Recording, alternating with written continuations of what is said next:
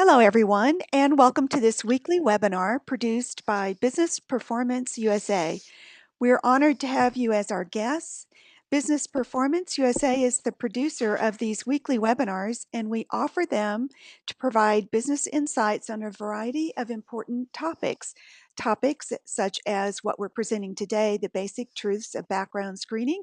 If you've been tuning in with us, you know that this is sixth in our series, and you're getting great insights from Nancy Lynn Roberts, our presenter. Just to let you know and talk a little bit more about business performance, we are an online business information exchange, a virtual exchange, and you can meet people there from across the United States engaged in these business conversations on topics such as today's, as well as we've brought in Kenna to talk with us about social media. We've brought in Dr. Stewart to talk with us about ownership excellence and related topics. I do webinars on process improvement, so you can find lots of good information. You may become a member and engage at no cost anytime. So you just go out to Business Performance USA to become a member, and you will be able to hear all of the webinars we've presented. We do record these webinars and make them available to you at a time that's convenient for you. Our webinar today is the basic truths about background screening. And this is a continuing series. Today, Nancy will be talking about checklists and tips for your background screening program. If you haven't heard Nancy, or if you don't know Nancy, she's owner of Track One, which is a professionally accredited background screening firm. And this national accreditation firm is serving all of the 50 states in the United States. So she has clients all across the United States, which gives her great experience and insights in background screening programs. She's been serving as an experienced chief operations officer, chief executive officer, a compliance professional, risk manager, and she's an educated business attorney since 1992. She has specific and long-term industry experience in entrepreneurial endeavors and healthcare and nonprofits and for-profits, in staffing, employment, background screening, and technology. She has an established record of reducing or managing risk for both entrepreneurial and established companies, and has built from the ground up comprehensive compliance programs and processes for large multi-corporate systems and small businesses alike. She is a warehouse, a storehouse of information on background screening. So you've come to the right webinar. She's been an active leader in the National Association for Professional Background Screeners since 2005, and she currently serves as chair of the National Accreditation Program for U.S.-based background screening firms. And with that, I'd like to turn it over to you, Nancy, and let you get started on your presentation today. And we thank you for being here and for imparting this great information. Thank you, Cynthia. And while we're getting things turned over, I just want to let you know that I'm so passionate about helping people find the right talent for their organizations and also know what they need to know about the people that they find so that they're sure to really get what they need, get people into the right fits, and make sure that they're not exposing their organizations, their clients, their people to risks. So I love what I do, and I love working with groups like Business Performance USA to help get the word out there for all those small and medium-sized businesses across our country. So thank you for the opportunity. With that, Cynthia's right. We're here to finish up a long series or continue a long series. This is part 6. We've talked about a number of things, but at this point, we're really focused today on the top 10 background screening tips. And I think our next webinar series, so part 7 of the series, will be sort of those really unique and unusual tips that a lot of the background screening companies you talk to aren't giving you probably, in how to formulate a good background screening program, how to use background screening wisely in your organizations. So with that, let's get started. And I am working right now. I apologize one moment because the page turning is not There we go. Taking control. I apologize. It had sort of a delayed response for me. So you can see the series that we've been pushing out. And as Cynthia indicated, each one of those recorded webinars is available for free at no cost through the businessperformanceusa.org website. We're pleased to be a supporter and sponsor of that nonprofit effort. And this information is made available to organizations across the country. So with that, let's get started on our screening tips. And the first screening tip, as you can imagine, is that we always recommend that an organization have a comprehensive written background screening policy. Now, a small business's policy may be much more simply documented than a large business's policy. So what's expected is going to be commiserate with the size of your organization, but the idea here is that you have something written down that says what your process is, what it is that you are looking at in the way of information when you bring someone on board.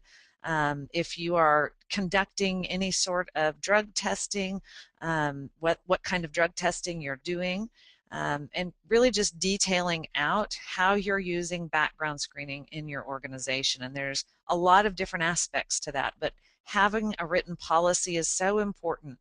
And then following that policy and following your process in a consistent way and documenting what it is that you're doing.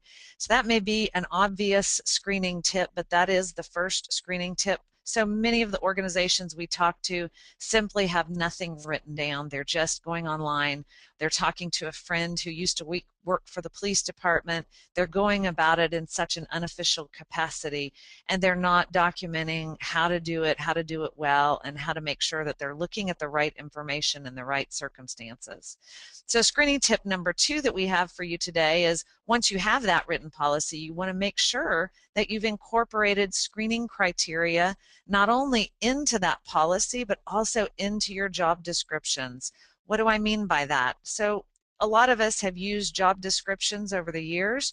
I know it's in the smaller business context, those job descriptions maybe I need to be brushed off more often than they are, but almost everyone is familiar with how a job description looks.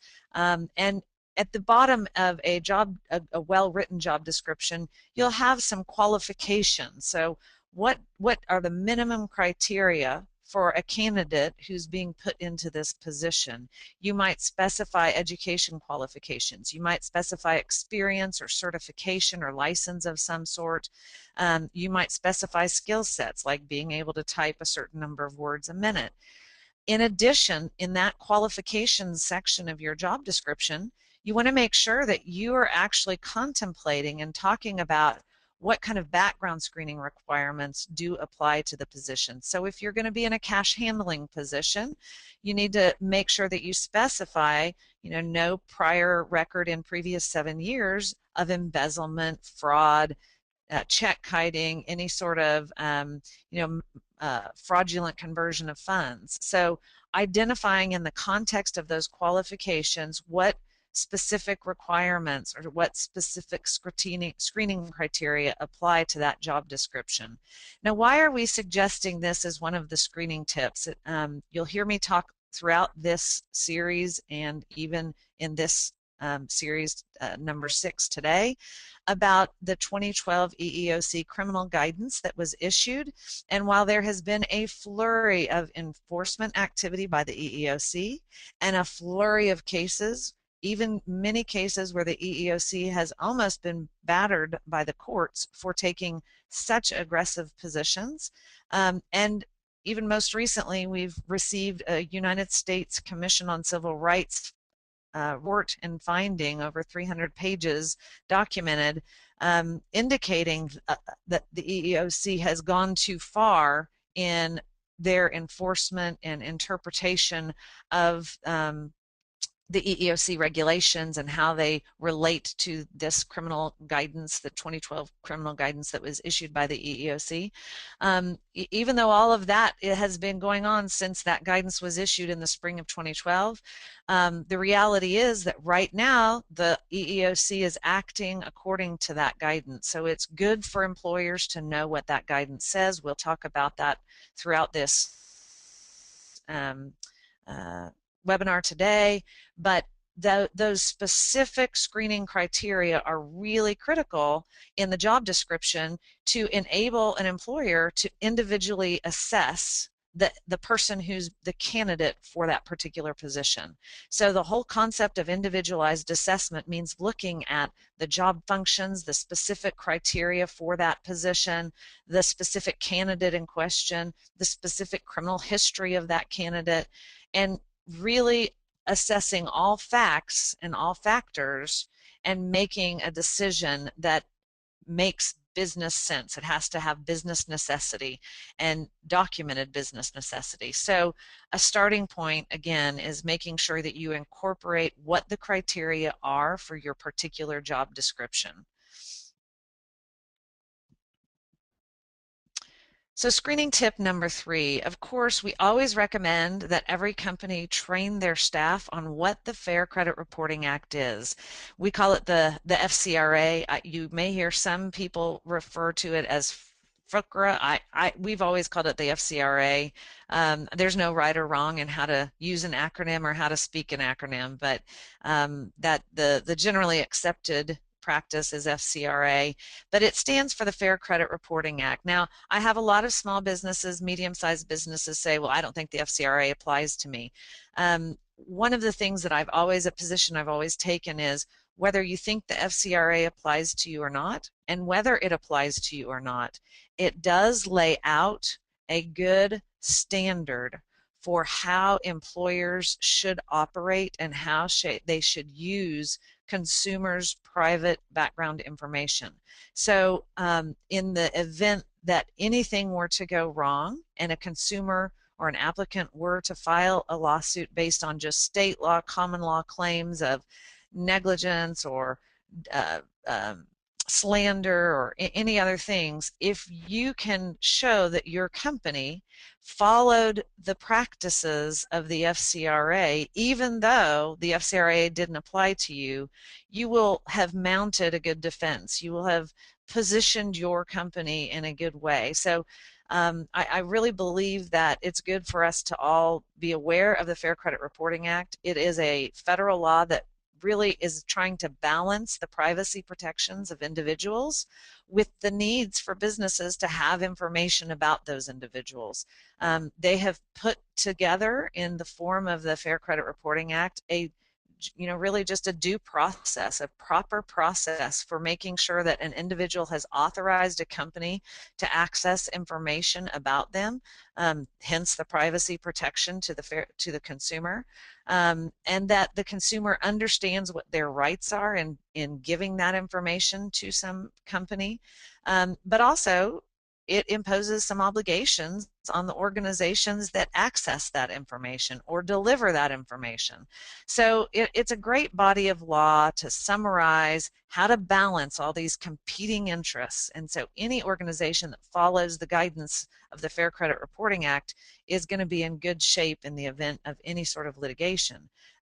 Moreover, it's just a great way to treat people. So if a consumer says, yes, you can have my information, if you've properly let them know, we're going to run a background check on you, here's the information that we're going to get, we're going to ask for your criminal information, your drug screening, post-conditional offer, and you lay out for them what it is that you're going to do, that's really just good relationship management. So you're probably going to position your company in a better place simply by following that process. So with that, making sure your staff has some fundamental basic training on the FCRA really is good advice for any organization. And I'll just refer you, if you say to yourself, where do we get that training?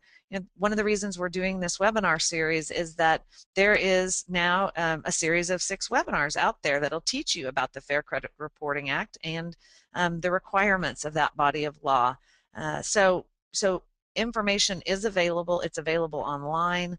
The Consumer Financial Protection Bureau and or the FTC both make available on their websites standard training materials for end user or company obligations if they're using consumer reports in their organization. So the information's there, get it, it's easy, it's basic, train your staff, at least let them have an understanding understanding, and make sure you're fulfilling those obligations that are spelled out in the FCRA. I do Nancy, want to actually comment on one other thing.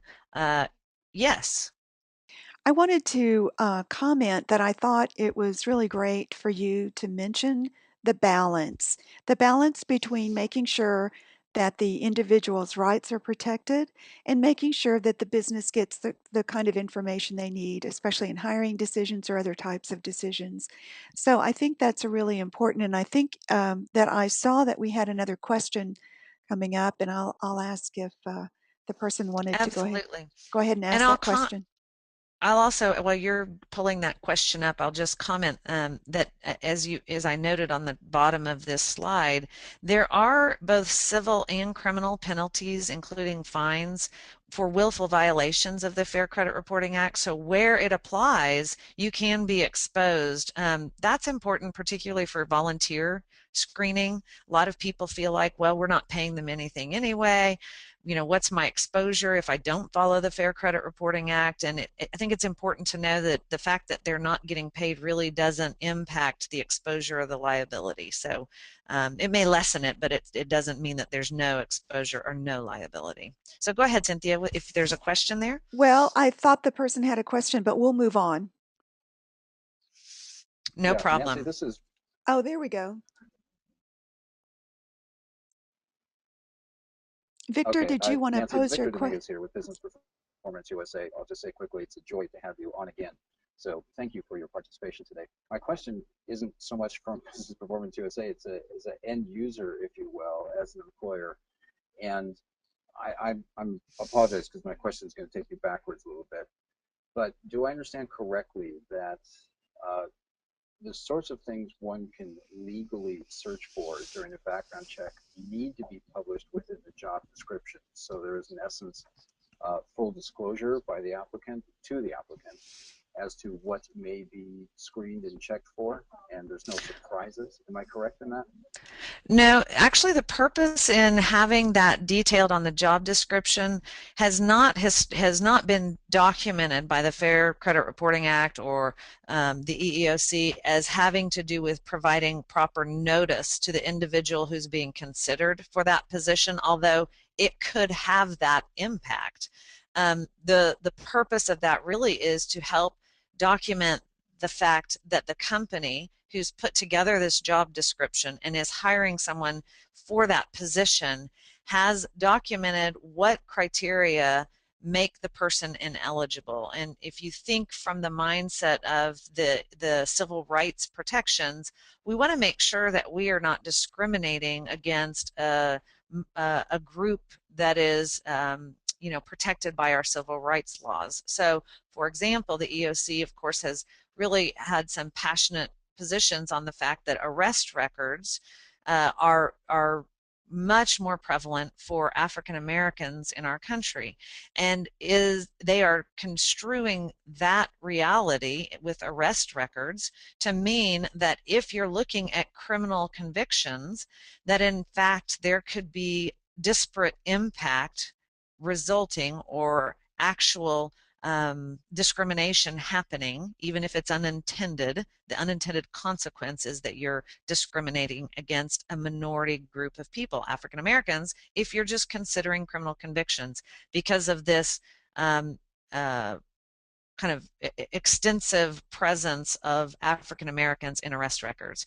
So that disparate impact theory would be overcome if you can prove business necessity. I have a reason for getting this information. I have a reason for setting this job description to have this particular criteria. I can't have somebody who has a conviction for embezzlement in the last 6 years in this particular position in my company because they're going to be handling cash, they're going to be having access to accounts, et cetera, et cetera.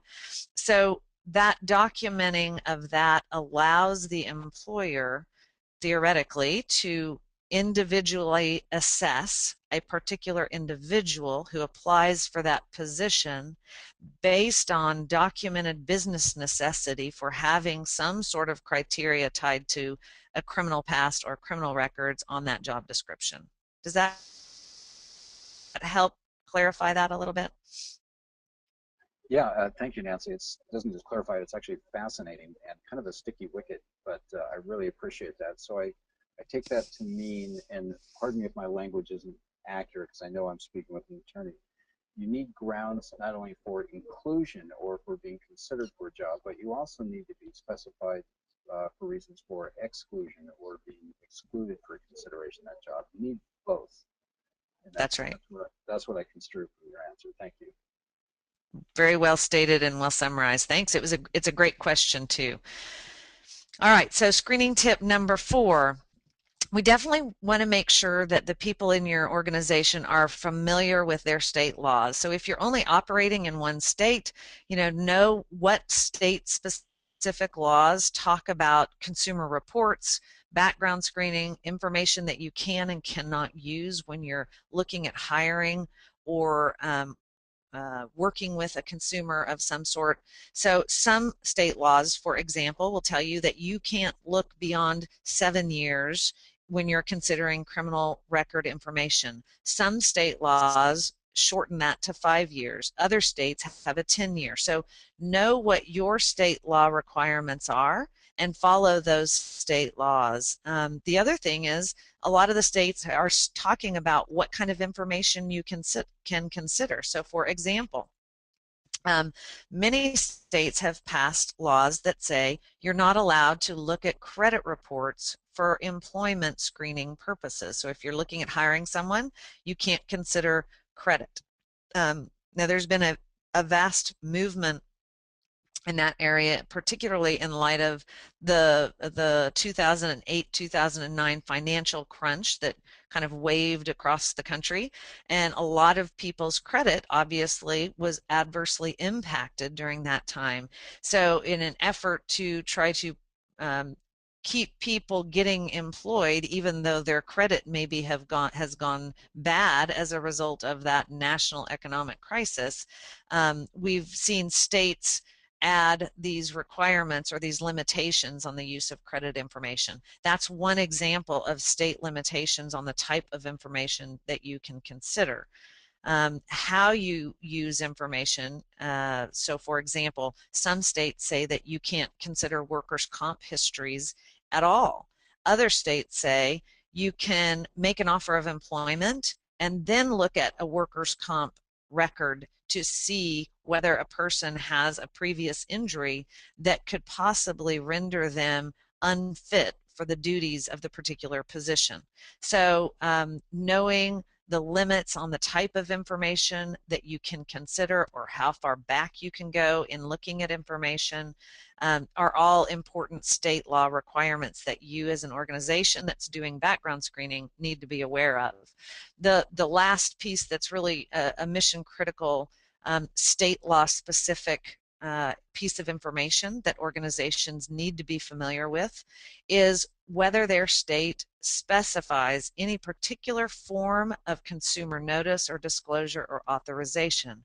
So, for example, Oklahoma requires you to have a checkbox on your notice. So, I am in the state of Oklahoma, when you have an application for employment and you have a separate piece of paper that says we are going to be doing a background check on you, please provide the following information. In doing this background check, we are going to look into this information, etc. Well, that notice disclosure and the consumer's signature that goes onto that has to have this little checkbox, and it has to have certain type and certain font. So there's really state-specific requirements in about 6 or 7 states, and know whether your state has any specific requirements and use the proper form of notice. The other aspect of that is even if you are working across, or particularly if you're working across state lines, you want to make sure that you are in compliance with all of the state laws, so that your company may be having operations in, or where you may be doing hiring. So definitely be familiar with those states. And most of your accredited screening firms will have some sort of sample form that is 50 state compliant. You can run that by your local local attorney, make sure that there's not any specific nuances in your state that would need to be considered, but that's one thing you want to make sure that you're aware of. So screening tip number 5, you definitely, as we just discussed, want to review your disclosure and authorization form. There are some specifics that really have tripped up companies. There's been quite a bit of class action litigation going on across the country. Some of it relates to these EEOC violations. Some of it relates to FCRA specific violations. But the points for great litigation and highest risk are the ones that I've tried to delineate here. So first of all, when you do get that consumer's written authorization and you disclose to them that you're going to be doing a background check on them, the language of that, the font, the type, the print needs to be clear and conspicuous. It needs to have a separate section that is the disclosure and a separate section that is the authorization. In other words, not all in one paragraph. Those are 2 separate paragraphs. It also needs to be on a separate piece of paper. So there is a distinct and separate paper from your application. That has really become a challenge in the world of online applications. So you really, if you're using any sort of an online application process, you want to look at that online application process. There should not just be a checkbox, check here to agree to have, and you have one sentence that says, we will do a background check on you, check here to agree. That's not going to suffice. It needs to be on a separate page. There needs to be clear and conspicuous disclosure about what kind of background screening you're going to be doing, what the name of the company is that's going to be doing that screening for you, and the authorization section needs to be totally separate from that disclosure section, and you're going to have to satisfy those unique state law requirements that we talked about. So making sure you're looking at that is important. So screening tip number 6. Now we're going to dig in a little bit deeper into the mindset of the EEOC when it comes to this idea that they have issued criminal guidance in 2012, and that guidance sort of turned upside down the approach to criminal records and how we have to document the use of criminal records. So prior to 2012 and that EEOC guidance being issued, really as employers and organizations, the theory was if we consistently do the same thing every time for every person who applies at our company, then we will be avoiding any suggestion of discrimination or disparate impact because we did the same thing every time. And so companies created some very specific hiring criteria. They would create hiring matrices, and those matrices can still be used today if documented right and if being followed appropriately. But those matrices really paved the way for companies in any sort of a discrimination context to say, look, we had a standard, we had it documented, it was objective, we only hired people with this kind of a background for these kinds of positions, and isn't that what we want? Objective hiring criteria, that translates into no discrimination.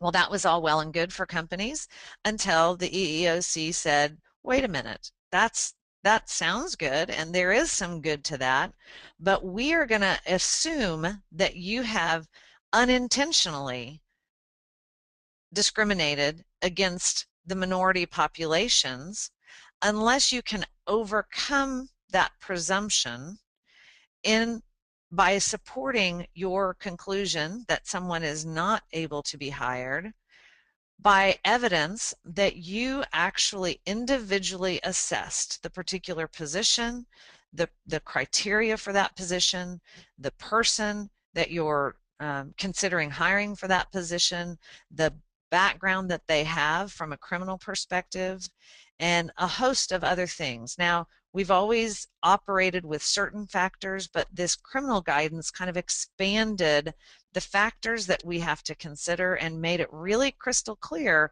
what individualized assessment assessment looks like. So the presumption, I've tried to document out here for you in summation, that the idea is we want to overcome that presumption by being able to document that there was a business necessity, and that business necessity gets documented when we can show that the individual engaged in the conduct for which they were arrested. They actually did engage in it. The conduct was job related in some way. So if you stole money, you were arrested or convicted for embezzlement, for example. The conduct is job related. The position in question in this case is that they would be handling cash. And so embezzlement and handling of cash are definitely job related. And the conduct was relatively recent. So the term relatively recent and job related, these terms are all a little bit subjective. So now, whereas before, pre-2012, we were able to put in place some very objective criteria.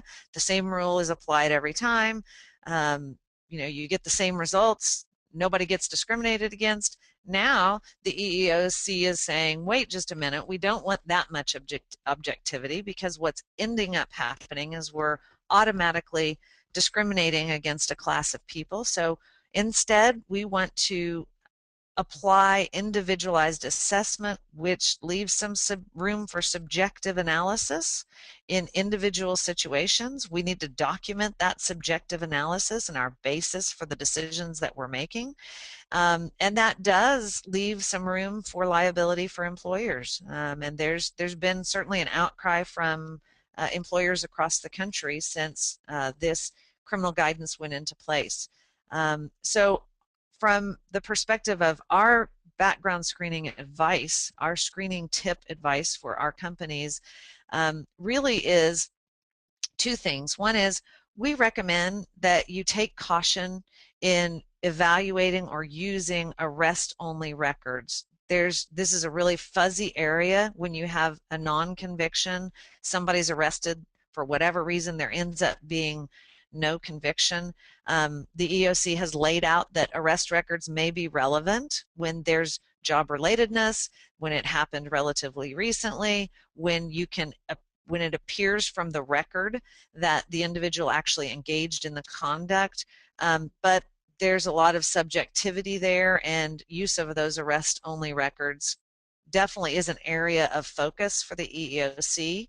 So you definitely want to at least consider management review when you are evaluating or considering arrest-only records as a basis for a decision not to hire or to hire someone.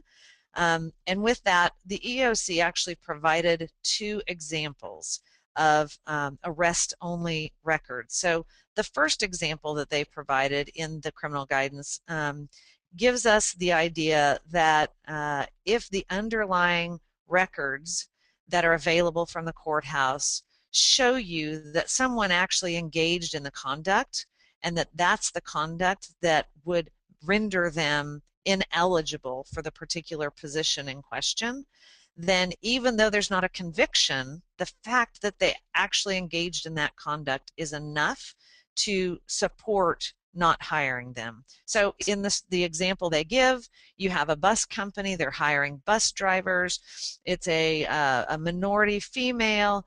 She lets you know during the pre-employment inquiry, during the interview stages, that want to let you know, I was arrested 2 years ago for driving while intoxicated, but I was acquitted after trial. There was no conviction. So if you see that on there, I want you to be aware that that happened. So that conversation takes place in the interviewing stage.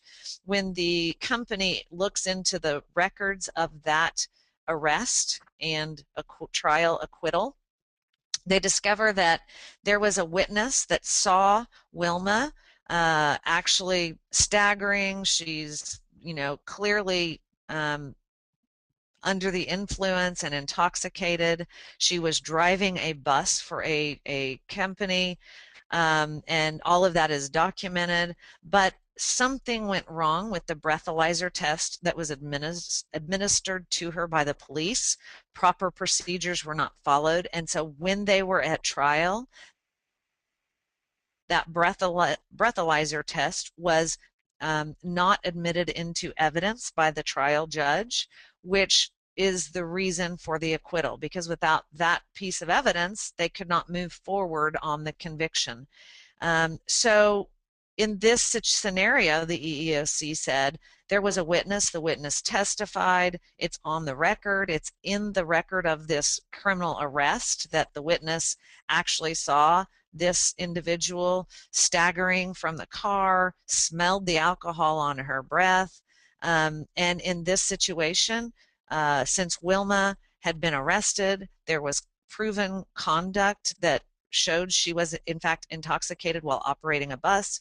There's a reason not to hire her to drive the bus for this company, because one of their hiring criteria for a bus driver is that they don't have a history, a recent history of drinking while driving, because of the safety considerations and the other lives that are at stake. So that is a perfect scenario, the EEOC says, where arrest records should be considered and can be considered without concern of risk for discrimination or disparate impact. Uh, The second example, Nancy, on that yes, example, it just shows you the absolutely. extent that the company had to go to find those records to be ready. And Absolutely. yeah, so in other words, they let's say that they had five other candidates, and several of them were really better candidates for their experience and maybe other reasons. Maybe they didn't have to move them, but there's other reasons that would make that decision. Would they have had to go look into the records of all applicants to make sure that they were following the EEOC guidelines, whether or not they were considering even hiring the person based on skill and knowledge and abilities? Yeah, they definitely should have run the same standard background checks on each of those individuals. Once the arrest shows up, the digging into the arrest is really to see if that's a basis for not hiring that person.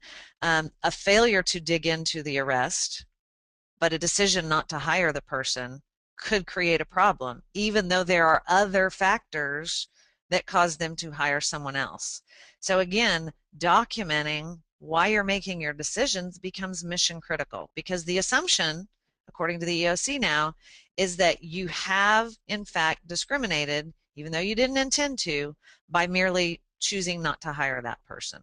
So what becomes really important, this is where definitely working with a really qualified background screening company comes into play, and a company that can rapidly access the original court records, and dig into those details and is responsive from a service standpoint to those inquiries, just because in the hiring context, time is of the essence. So you've got to really have access to that information to be able to make those decisions and document them well, and not slow down your hiring process. Okay, so thank you for clarifying that. So we know now that you do have to pursue those background records and make sure that you gather the information that's pertinent for your hiring decision, regardless of whether the candidate really is at the top of the list or not to be hired. So, That's right. mm, That's right. Thank you. Great question. So the second example that the EEOC provided in trying to articulate how this individualized assessment works when you're using arrest records is another example clearly written by the EEOC, but again, a bus company, an African American female, applies for a position in response to an inquiry, pre-employment inquiry that asks whether she's been arrested. The woman states that she was arrested 5 years earlier for fraud in unemployment benefits. She goes through an explanation. She explains her husband died. She kept taking the checks.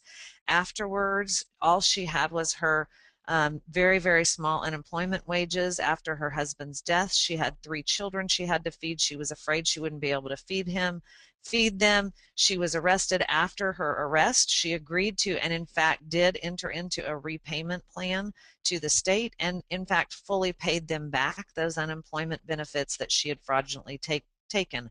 So all of this this is told to you during the pre-employment inquiry. So in this case, the EEOC says, with those kinds of facts tied to the arrest record, they would construe a failure to hire her based on that arrest record, or based even on, in part, on that arrest record, as a violation of Title VII, the civil rights protections. So again, really honing in on the use of arrest records, and really the EEOC's position puts companies into a new place of having to evaluate carefully the underlying facts behind an arrest if they're going to rely on arrest records only. Now, as a result, we've seen a lot of organizations simply decide we're not going to consider arrest records. We've seen other organizations who want to dig in and find out the information and document properly the business necessity for their decisions. I have recommended to our clients that that is the better avenue to go. It may take a little extra effort working with your background screening company, but it will be worth it. You will have a documented basis for your decision. You'll have facts that gave rise to the decision. And I think that becomes an important part of your record in documenting how you're going about making these decisions. So failure to look into it, but having an awareness of it, can be a problem. The only other thing that I'll just mention here is that we've seen a lot of states over the past year pass some laws at the state level that talk about use of arrest records. So you definitely want to be aware of any changes to your state law as it relates to use of or consideration of arrest records. All right, so moving away from the use of arrest records and our warning to companies that they need to really take caution and make sure that they're using arrest records well and using them right, and are aware of the EEOC's position on the use of arrest records.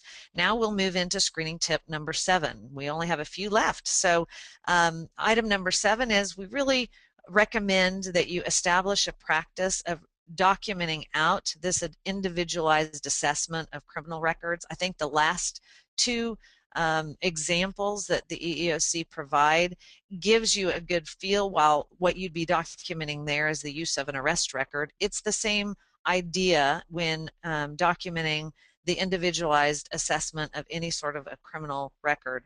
You want to be able to show that you really have a business necessity for not hiring someone based on their criminal past, and that you are tying that criminal past to some aspect of the position such that you really feel that they're not eligible for that position. That's where documenting eligibility requirements can become important, or at least if it's not a documented eligibility requirement in your job description, during the hiring process, that you have documented what the position requires. So business necessity is established by the following factors: the nature and gravity of the offense or the offenses in question, the time that has passed since the conviction and or the completion of the sentence that was issued, and the nature of the job held or sought. Now, those are what we call the original factors that companies have always known that they're supposed to think about when they're looking at criminal records. For those of us who are attorneys, they're called the green factors. They emanated out of a decision long ago, a ruling issued by the EEOC in a case that was called the Green case. And so those green factors have been out there for a long time, long before the 2012 criminal guidance. However, what became new was some additional things that have to be considered in order to effectively do a quality individualized assessment when conducting hiring based on use of criminal records. So this is the new factors, as we call them, that came in with the April 25, 2012 EEOC criminal guidance. You also need to consider the facts or circumstances surrounding the offense or the conduct, the number of offenses for which that individual has been convicted, whether that conviction was old, long ago, or they were long ago released from prison, so time has passed, whether there's evidence that the individual who is performed the same type of work post-conviction. So in other words, with no known incidents of criminal conduct. So a great example there is we had a large company that ended up with an EEOC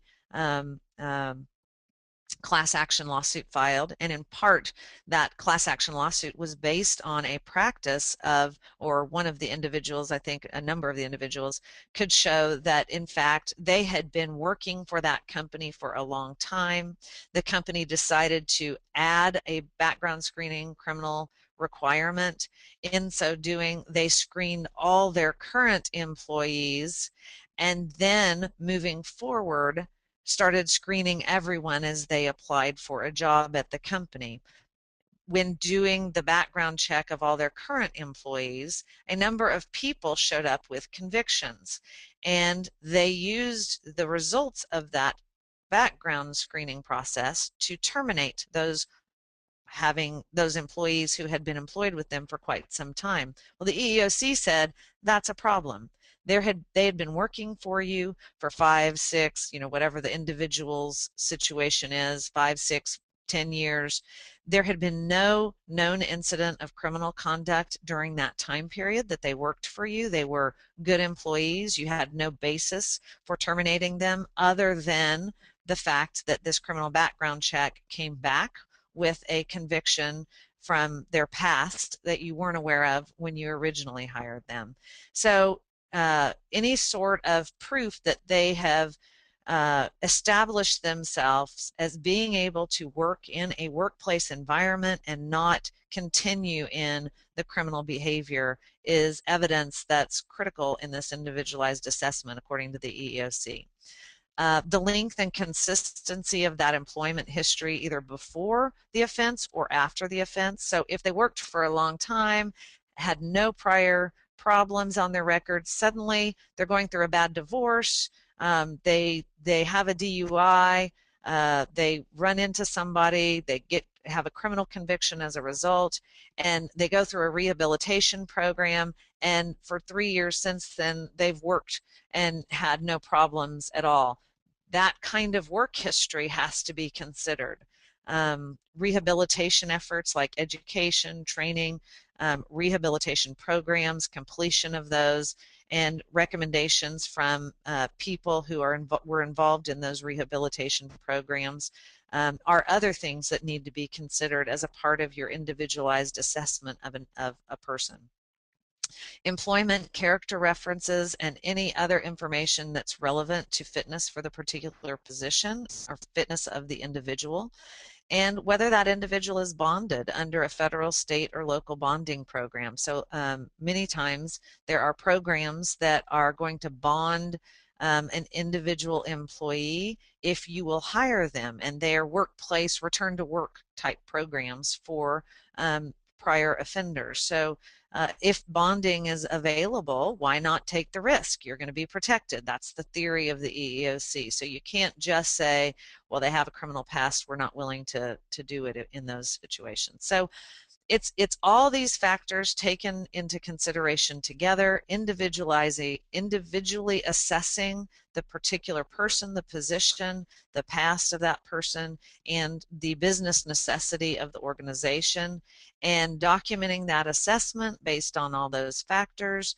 and making quality hiring decisions as a result. That's what the EEOC says they're looking for. So we really want to recommend to our clients that they create a process and a practice of documenting those individualized assessments. Screening tip number 8, really we just encourage all of our clients to really look at the in-depth information that they need. Now, this particular screening tip says criminal information. We focus focused in on that. Now, I want to comment just a minute about screening tip number 9, which ties in here. One thing that we see so often is that organizations will either just look in their county for criminal records, or just in their state, or just on a nationwide database search, multi-state database search level. But they don't do all three. They feel like somehow they might be duplicating and they might be overspending, and so they just want to save money, and so they just choose one of those three forms of criminal searches. For me, I look at it like a filter. They're very different filters. They're very different forms of detail, level of detail. We really, really recommend to all of our clients that they are using all three types of searches. And depending on what state you're in, there may be more recommendations that we make, but just having one of those searches really isn't enough. There's a lot of criminal information, there's a lot of tools out there that you can use to target your criminal searches. You can use a Social Security-based address history and then look for criminal records in the counties where those individuals used to live. You can use alias names and type in all alias names. So don't just search one name, search multiple names. Why? Because criminal records usually are not tied to a Social Security number. Criminal records are usually tied to a name and a date of birth, and oftentimes an address. Target your criminal searches also. You can target criminal searches based on previous employment history or previous addresses, again, using every alias name. Expanding your searches beyond the multi-state, the state, and the county searches to federal criminal records. A lot of organizations don't even think about using federal criminal records and federal watch lists as a part of their criminal searches. So making sure that you're really doing the whole gamut of criminal searching and not just choosing one of those in order to shortcut it and save money. I think you'll find out that the efforts to shortcut and save money will not get you where you want to go with your background screening program, which is finding the right people for the right positions and making a good fit. So screening tip number 9 is somewhat tied to that criminal records, going deep with your criminal records. You also want to make sure that the organization that you're working with is using verified reports on criminal hits. A lot of database searches exist out in the marketplace, and we are strong advocates for verifying those reports. So in other words, if a criminal hit is found, going to the original source and making sure that the original source hasn't been updated. Could be updated with an expungement, could be updated with additional identifying information. So trying to be sure that those criminal records are somehow being looked at. You'll have a great reduction in your false positives. Now, the verifying of these reports won't necessarily impact false negatives. False negatives result from the fact that criminal records, courthouse records generally, are only tied to name and date of birth. Some courthouses don't include the full name, don't include the full date of birth. A lot of people use initials. There's a number of reasons why false negatives occur. So this screening tip is not, verified reporting is not going to eliminate the false negatives as much as it's going to reduce your false positives. And keep you from considering information that maybe isn't relevant to a particular candidate. Screening tip number 10. So in addition to going deep with your criminal records, making sure that you're verifying, you're working with an organization, a background screening company that's verifying your hits, you also want to add civil record searches. I've been an advocate of this for a number of years now. Even it has taken me a while to really convince a lot of the people that I know that this has meaning, but it does have meaning, and I think we've got a lot of people bought in. They've experienced the difference with us. But civil record searches often will reveal additional information, and a lot of things happen on the civil side that give you an indicator of what could take place in a criminal context if things got any further. So it's almost like a precursor. It can be a precursor. So for example, if you do a civil record search and see a replevins action or an action for misappropriation or conversion, you've probably got a situation where some sort of property was stolen or taken without the right, and it didn't rise to the level that the local DAs could take an action on it, but it's private property as opposed to public property, and there's a right to get that property back. So you've got an act of taking property that doesn't belong to you, and you've got a civil case where somebody had to go to court to get that property back. That's a great indicator of somebody who maybe doesn't have the right mindset about what belongs to them and what belongs to someone else. So exploring that further with them would be a part of your individualized assessment. But knowing that that civil record is out there would be an important part to making sure you make a quality hire. So I think we're about to wrap up. I want to just note that that civil record search needs to be done both at the state level as well as at the federal level, because there are two different banks of records, and I really urge, we're on a strong urging of our clients to add these to what they consider, because you really can see a lot about a person that criminal records alone do not show you. So with that, I believe we've summed up our 10 tips for screening, the basic tips. You want to have a comprehensive background screening policy, incorporate your screening criteria into your policy and your job descriptions. Definitely train your staff on the FCRA and how to protect consumers and applicants, as well as how to knowing what your obligations as an organization are. Know the applicable state laws and review your disclosure and authorization form to make sure it's compliant with your state laws and any state laws that apply to you. Take real caution right now in evaluating arrest-only records. There's some steps and hoops that you need to go through, and you want to document those steps and those hoops and that analysis that you need to do. Definitely establish a practice of documenting the individualized assessment of criminal records, and request in-depth criminal searches. Do not shortcut it just to save money. And be sure that the criminal records that are being reported to you are being verified before they're being reported as a hit. And finally, consider adding civil record searches to the mix, because you can see a lot of additional information by conducting a state and a federal civil record search. So with that, I think that we've wrapped up our first 10 screening tips, and I think looks like the next webinar topic is going to be 10 power screening tips that your competitors don't want you to know. These are the ones that are going to make the difference in helping you to hire quality people, and get a team together that's going to really put you at a competitive edge. So with that, I think, Cynthia, I can turn over the webinar to you. And Nancy, I realize we're short on time, but we have a really good question to ask you, and then we'll wrap up. When we look at all of these 10 tips, would you say that it makes sense to actually phase your search and selection or your hiring process across time, and to basically target more specifically as you move forward? It's an interesting question.